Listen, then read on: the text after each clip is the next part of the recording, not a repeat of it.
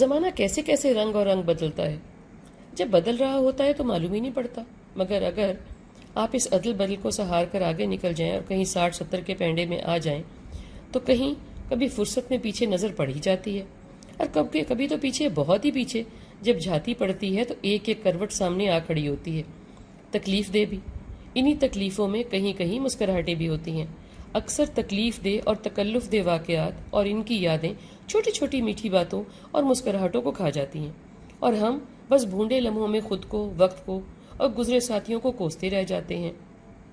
کڑ کڑ کر نہ ہی خود خوش ہوتے ہیں اور نہ ہی آنے والے وقت میں کسی نئی بات یا ہستی کو خوشگوار جگہ پر رکھتے ہیں.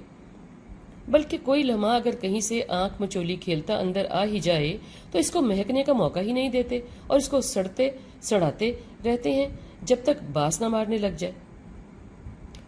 ہر لمحہ بدلتا ہے، ہر بندہ بدلتا ہے، ہر لحاظ سے، ہر پہلو سے بدلتا ہے. بدلنے کا نام ہی زندگی ہے.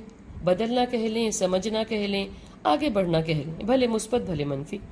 بدلاؤ تو بدلاؤ ہی ہے. کس سمت لے جائے، کب اور کیسے. زمانے کے ساتھ نہ چلنا یعنی زمانے کی پکار کو، رفتار کو نہ سمجھنا، اس کا کوئی فائدہ نہیں ہے. سمجھیں ضرور، اس پر خود کو سمجھ کے مطابق، خود کے مفاد کے مطابق فیصلہ کریں. ایسا ہوتا بھی ہے اور نہیں بھی ہوتا کہ جیسا گزرے وقت میں تھا کوئی، ویسا ہی آج ہے.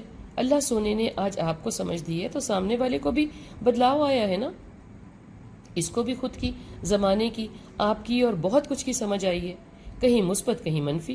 اس نئے شخص، نئے دوست کو، نئے رشتہ دار کو دیکھیں تو گزرے کل کی آنکھ اور اینک کے بغیر معلوم پڑے گا سب کا ہی فائدہ ہوگا.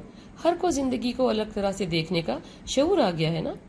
میری ایک دوست نے سنایا، اس کی ساتھ اس سے غصہ کرتی تھی تو کہتی تھی بڑی ساری ہو گئی ہو، کچھ سلجھتا نہیں تم سے، عقل نہیں ہے، کوئی کام ڈھنگ سے نہیں کرتی. چھوٹا سا تھا میرا بیٹا جب اس کی شادی ہوئی تھی اور تم دیکھو 40 سال کی.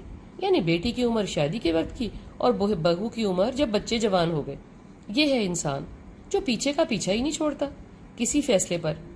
آپ زور دکھائیں تو سب کہتے ہیں تم بچپن سے ہی ضدی ہو، بہت ضدی ہو، کسی کی نہیں سنتی. یعنی اگر بچپن میں کوئی کہتا ہے میں نے بینگن نہیں کھانا، یا مجھے ابھی نیند نہیں آئی، مجھے ابھی نہیں سونا، یا کچھ اور، تو یہ اس پر کیسے لاگو ہوتا ہے کہ مجھے یہ لوگ سمجھ نہیں آ رہے جب میں کہتی ہوں بچی کے رشتے کے لیے مجھے رشتہ نہیں کرنا یا ابھی سوچنا ہے ان کے متعلق، تو کہتے ہیں تم تو بہت ضدی ہو، کوئی فیصلہ ہی نہیں کر پاتی. کمال ہے نا. ایک اور دوست نے بتایا اس کا میاں کوئی الگ ہی طبیعت کا تھا، ہر بات پر جھگڑا ہی کھڑا کیا رکھتا تھا. ماں باپ کو نہ ملو، بھائی کیوں آ گئے ملنے، بہنوں نے کیوں بلا لیا. ایک دن تنگ آ کر اس کی ماں نے کہا بیٹی اگر میاں پسند نہیں کرتا تو ہمیں چھوڑ دو، روز روز کی ایک بحث تو تمہارے سر سے اترے. اللہ کی مرضی. سب چھٹ گئے، میکے سے بالکل ہی تعلق ختم ہو گیا، کسی کے جینے مرنے کی کوئی خبر نہیں. دن رات میں پھر بھی کوئی سکون کا لمحہ نہیں آیا. ایک دن تنگ آ کر اس نے میاں کو ہی چھوڑ دیا. اب اس کی زندگی میں کوئی نہیں رہا جس کے لیے اس نے میکا چھوڑا تھا. اس کی زندگی سے باہر آ کر معلوم پڑا کہ میکا چھوٹ ہی گیا. ان کے پاس گزرے وقت کی بہت سی شکایات تھیں، کب کہاں وہ بیچاری دکھیاری ان تک نہیں پہنچی. ایسا ہی ہے. دیکھو موسم بدلتے کو بھی مان جاتے ہیں، کہتے ہیں اللہ سونے کا نظام ہے. روز نئی نئی جڑی بوٹیاں نکل آتی ہیں اگر باغ میں تو یہ بھی مانتے ہیں.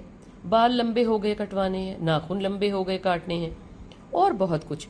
بھوک لگ گئی، پیاس لگ گئی، بچے کیا کیا نیا سیکھ گئے، بزرگ کیا کیا بھول گئے. مگر ہم میں زیادہ تر اور ہم پیچھے کا پیچھا نہیں چھوڑتے. نئے اجلے آئینے میں کسی کو کوئی نہیں دیکھتے. ہمارے معاشرے کی دکھی نفری، بھلے لڑکا بھلے لڑکی، جب خود کو سہارنے لگ جائیں تو ان کی ہر بات پچھلی بات پکڑی جاتی ہے. جو کبھی اس نے میاں کے ہوتے ہوئے کہا کوئی آزادی کی بات کر دی، کہتے ہیں دیکھا کیسی آزاد ہو گئی تھی، کبھی بسنا ہی نہیں چاہتی تھی، وغیرہ وغیرہ. لڑکا کچھ کہہ گیا تو یوں پکڑ لیتے ہیں کہ ضرور کوئی اور ہوگی اس کی زندگی میں، تبھی تو نہیں بنی، وگرنہ بچی اچھی تھی. دکھ بھری داستان ہے پیچھے کی بھی اور پیچھا کرنے والوں کی بھی، چند کے علاوہ. ویسے کوئی گھر، بچے، ساتھ اور ساتھی نہیں چھوڑنا چاہتا، بھلے کوئی بھی ہو. جو حد سے زیادہ تنگ ہوتا ہے وہی انتہائی قدم اٹھاتا ہے. یہی سچ ہے، بھلے کوئی کچھ کہے کچھ سمجھے.